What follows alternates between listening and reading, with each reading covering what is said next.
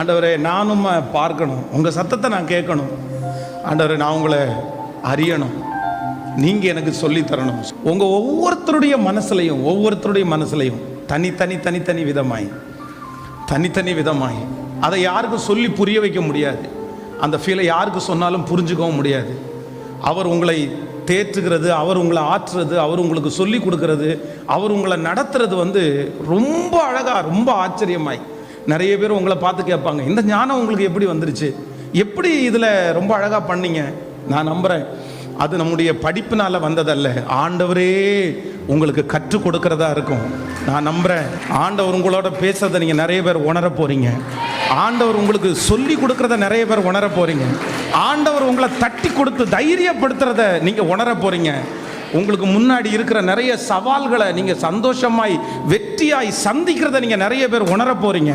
நான் நம்புகிறேன்.